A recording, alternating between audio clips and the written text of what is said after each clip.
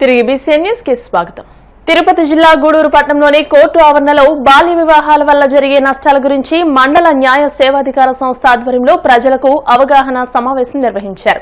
ఈ సందర్భంగా principal junior civil judge Sulochana Rani మాట్లాడుతూ ఇంకా కొన్ని ప్రాంతాల్లో బాల్య వివాహాలు జరుగుతూ ఉన్నాయని, దీనివల్ల చిన్నతనంలోనే గర్భం దాల్చి బిడ్డకు జన్మనివ్వలేక అనేక మంది కాన్పు సమయంలో చనిపోతున్నారని వెల్లడించారు. చట్ట ప్రకారం బాల్య వివాహాలు నేరమని, దీనికి సహకరించిన వారికి కూడా శిక్ష పడుతుందని, ఎక్కడైనా బాల్య వివాహాలు జరిగితే పోలీసులకు వెంటనే సమాచారం ఇవ్వాలని కోరారు.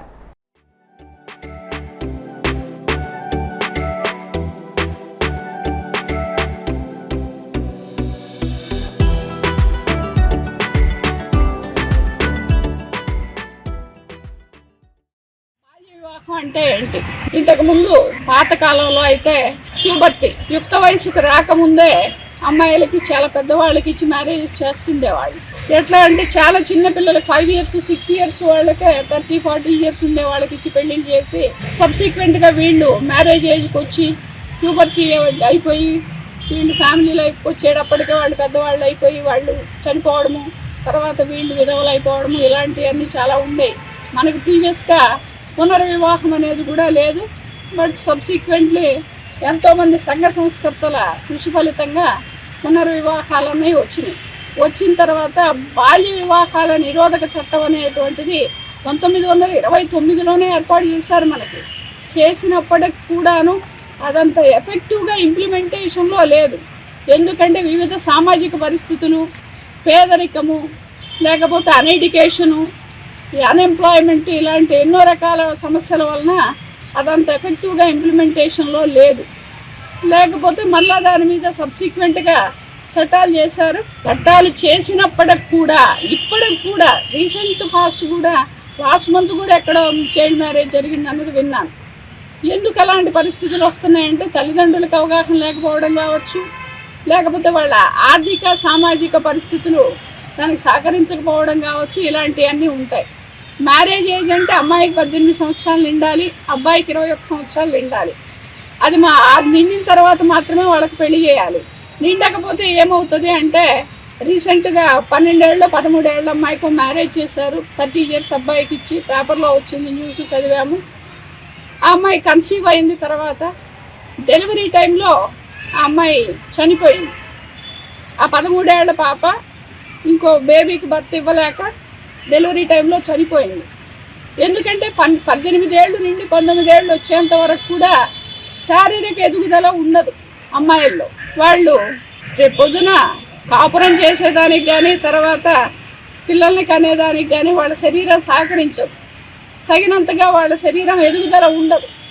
అలా లేకుండానే చిన్న ఏజ్లోనే పెళ్ళిళ్ళు చేయడం వల్ల వాళ్ళకి అనేక రకాలైనటువంటి మానసిక శారీరక సమస్యలు, పుట్టే పిల్లలకి జన్యుపరమైన లోపాలు, ఇలా చాలా రకాల సమస్యలు వస్తుంటాయి. పెళ్లి చేస్తారు. భర్త మంచివాడైతే మంచిగా చూసుకుంటే పర్లేదు.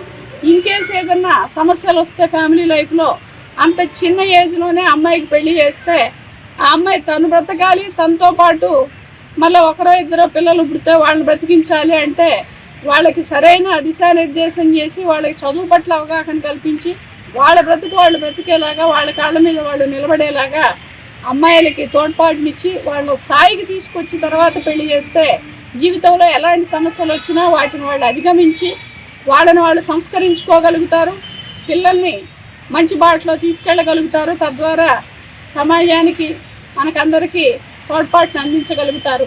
ఈ రకమైనటువంటి సమస్యలన్నీ ఉన్నాయి. పిల్లలకి మైనర్ చిల్డ్రన్కి వచ్చేటప్పటికి కొన్ని హక్కులు ఉంటాయి. వాళ్ళకి చదువుకునే హక్కు, వాళ్ళ ఫ్రీ ఎడ్యుకేషన్ కూడా ఇస్తోంది గవర్నమెంటు. ఇట్లా చాలా రకాలైనటువంటి హక్కులు ఉంటాయి. వాళ్ళకి మైనర్గా ఉన్నప్పుడు పెళ్లి చేయవలసిన అవసరం లేదు. అట్లా చేస్తే తల్లిదండ్రులు, ఆ పెళ్లికి హాజరైనటువంటి పెద్దలు, ఆ పెళ్లిలో పార్టిసిపేట్ చేసిన వాళ్ళు, సహకరించిన వాళ్ళు అందరూ శిక్షార్హులే అవుతారు. దాని మీద చట్టం జైలు శిక్ష 3 నెలల వరకు జైలు శిక్ష ఉంది. కాబట్టి ఇలాంటి విషయాలన్నీ అవగాహనలో ఉంచుకొని దయచేసి చిన్న వయసులో పిల్లలకి పెళ్లిళ్ళు చేయొద్దు. అమ్మాయిలకు 18 సంవత్సరాలు నిండకుండా పెళ్లి చేయొద్దు. తుఫాను ప్రభావాన్ని సమర్థవంతంగా ఎదుర్కొనేందుకు జిల్లా యంత్రాంగం సర్వసన్నద్దమై ఉందని ప్రకాశం జిల్లా కలెక్టర్ రాజాబాబు తెలియజేశారు. జాయింట్ కలెక్టర్ ఆర్ గోపాలకృష్ణ, జిల్లా రెవెన్యూ అధికారి చినఓబులేస్తో కలిసి ప్రకాశం భవనంలో ప్రత్యేకంగా ఏర్పాటు చేసిన మీడియా సమావేశంలో ఆయన మాట్లాడారు. ప్రస్తుత భారీ వర్షాల నేపథ్యంలో ఎలాంటి ప్రాణనష్టం జరగకుండా తీసుకున్న చర్యలతో పాటు వచ్చే వారం జిల్లాపై మోంతా తుఫాను ప్రభావం ఉంటుందని వాతావరణ శాఖ హెచ్చరించిన నేపథ్యంలో జిల్లా యంత్రాంగాన్ని సన్నద్దం చేస్తున్న తీరును ఆయన వివరించారు. గత 4 రోజులుగా జిల్లాలో కురుస్తున్న భారీ వర్షాలను యంత్రాంగం సమర్థవంతంగా ఎదుర్కొన్నట్టు చెప్పారు.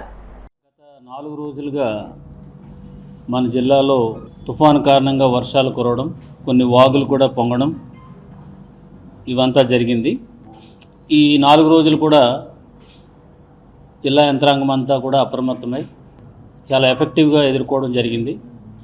కొన్ని ఏరియాస్లో అంటే ఒక 4 నుంచి 5 ప్రాంతాల్లో వాళ్ళని ముంపుకు గురైనటువంటి హ్యామ్లెట్స్ని షిఫ్ట్ చేయడం తప్ప మిగతా చోట్ల అన్ని చోట్ల కూడా ఏ విధమైన ఇబ్బంది కలగకోకుండానే ఆల్మోస్ట్ అది ఈ రోజుతో అది కంక్లూడ్ అయింది. ఈరోజు వచ్చినటువంటి సమాచారం మేరకు దీనికన్నా మరొక పెద్ద తుఫాను రాబోతుందని వాతావరణ శాఖ వారు హెచ్చరిక ఇచ్చినారు. దాని పేరు కూడా పెట్టారు, మంతా తుఫాన్, మంతా సైక్లోన్ అని దానికి నామకరణం కూడా చేయడం జరిగింది. అది ఇప్పుడు as of now 1000 kilometres away from మన కోస్ట్కి దూరంలో ఉంది. అటు నుంచి వెస్ట్వర్డ్ అంటే మన కోస్ట్ వైపు వచ్చి ఇలాగా నార్త్ వైపు ప్రయాణించే దిశ ఉంది. కాబట్టి ఇది Kakinada, some parts of west Godavari ఏరియాలో తీరం దాటుతుంది. దాని ప్రభావం వలన మనకి ప్రకాశం జిల్లాకి 27వ తారీఖున వేగమైనటువంటి గాలులు at the rate of 90 km/h చొప్పున వచ్చే గాలులతో కూడినటువంటి రెయిన్స్ వస్తాయని చెప్పేసి మనకి వాతావరణ శాఖ వారు చెప్పడం జరిగింది. దాంట్లో భాగంగా గౌరవ చీఫ్ సెక్రటరీ గారు టెలికాన్ఫరెన్స్ కండక్ట్ చేసి ఆల్ డిపార్ట్మెంట్స్ అందరూ కూడా అలర్ట్ చేశారు. దాని తర్వాత గౌరవ ముఖ్యమంత్రి వర్యులు వారు కూడా టెలికాన్ఫరెన్స్ కండక్ట్ చేసి ఈ సమాచారం తెలియజేయడంతో పాటు ఎట్లా ప్రిపేర్ అవ్వాలనే దాని మీద కూడా సూచనలు ఇవ్వడం అనేది జరిగింది. ప్రకాశం జిల్లా ప్రజలందరికీ నా విజ్ఞప్తి, 27, 28, 29 ఈ 3 తారీఖుల్లో గాలులు విపరీతంగా ఉంటాయి. కాబట్టి దాంతోపాటు వర్షం కూడా ఉంటుంది. కాబట్టి జిల్లా యంత్రాంగం ఇచ్చినటువంటి సమాచారాన్ని తీసుకుని ఎవరు కూడా ఆ 2 రోజులు అంటే 27 మధ్యాహ్నం నుంచి 29 వరకు ఎవరు కూడా దూర ప్రాంతాల ప్రయాణం పెట్టుకోకూడదని, తర్వాత సైక్లోన్ టైంలో వారందరూ కూడా ఇంటికే పరిమితమై ఉండాలని ఈ సందర్భంగా తెలియజేసుకుంటున్నాను.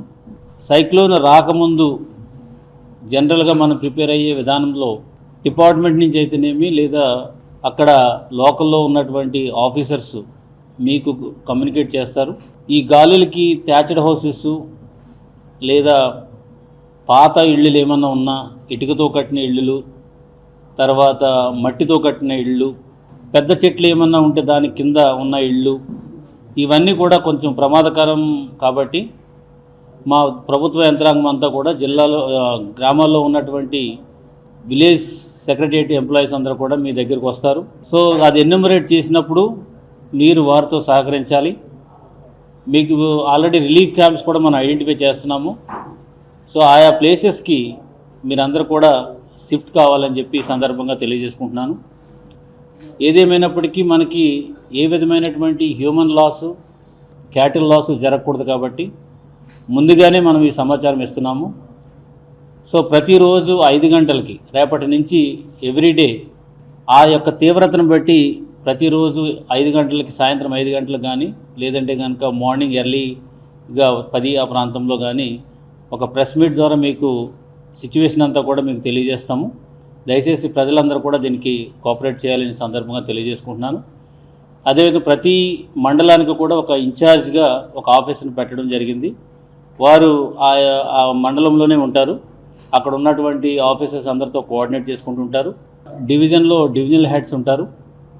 జిల్లాలో మన జేసీ గారు, డిఆర్ఓ గారు, కలెక్టర్గా నేను అందరం కూడా 24/7 అవైలబుల్లో ఉంటాము. సో దీంతోపాటు మనకి కాల్ సెంటర్స్ కూడా మనం పెట్టడం జరిగింది.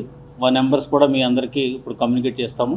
ఏ విధమైనటువంటి సమాచారం అయినా సరే, ఎట్లాంటిదైనా సరే ఈ నెంబర్లను కంపల్సరిగా మీరు ఉంచుకోవాలి. అదేవిధంగా పోలీస్ కూడా వాళ్ళు కంట్రోల్ రూమ్ ఏర్పాటు చేశారని ఎస్పీ గారు చెప్పారు. సో ఆ నెంబర్స్ కూడా మనము దగ్గర ఉంచుకుని ఏ సమాచారం అయినా సరే మనకు అందిస్తే ఆటోమేటిక్గా రాబోయే తుఫాన్ని చాలా ఎఫెక్టివ్గా మనం ఎదుర్కోవచ్చని సందర్భంగా తెలియజేసుకుంటున్నాం.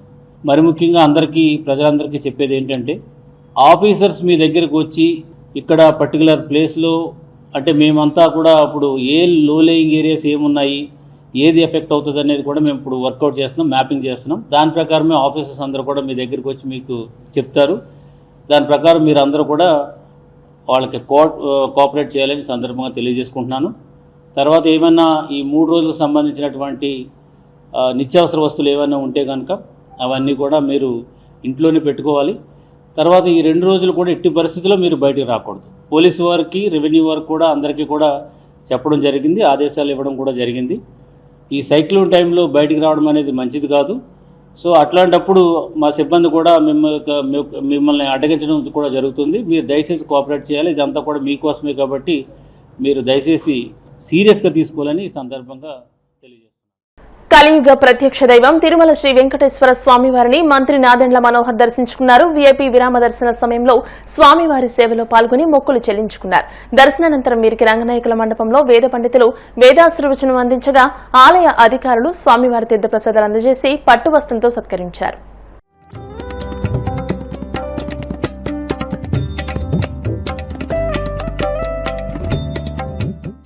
తెలంగాణలోని కామారెడ్డి జిల్లా నరసూర్లాబాద్ మండలం బొమ్మందేవుపల్లి గ్రామ రైతులు రైస్ మిల్లర్ల వేధింపులపై ఆగ్రహం వ్యక్తం చేస్తూ చౌరస్తా వద్ద బాన్సువాడ బోధన్ రహదారిపై రాస్తారోకో నిర్వహించారు. ఒక పక్క అకాల వర్షం, మరోపక్క ప్రభుత్వం సకాలంలో ధాన్యం కొనుగోలు కేంద్రాలు ఏర్పాటు చేయక తూకం వేసిన ధాన్యాన్ని తరుగు పేరుతో స్థానికంగా ఉన్న రైస్ మిల్ యాజమాన్యం వేధిస్తుందని రైతులు ఆగ్రహం వ్యక్తం చేస్తూ రోడ్డుపై బైఠాయించారు.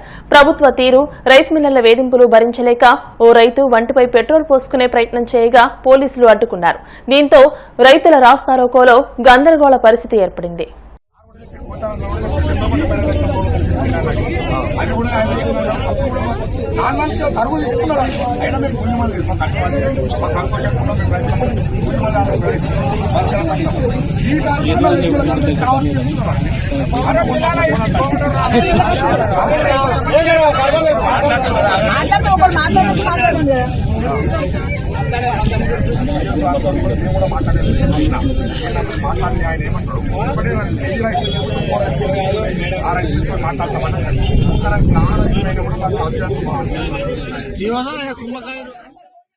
వార్తను ముగించే ముందు ముఖ్యాంశాలు మరోసారి.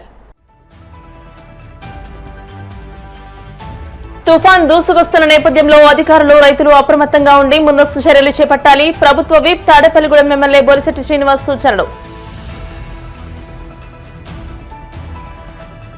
కడప నగరంలో జరుగుతున్న స్పెషల్ డ్రైవ్ ను పరిశీలించిన జిల్లా ఎస్పీ విశ్వనాథ్. రోడ్డు భద్రతా నియమాలు అతిక్రమించే వారిపై కఠిన చర్యలు తప్పవని హెచ్చరిక.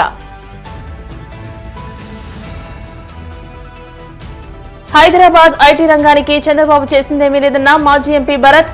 ఒక బిల్డింగ్ కట్టి అంతా తానే చేశానని చెప్పుకోవడం బాబుకి అలవాటుగా మారిందని మండిపాటు.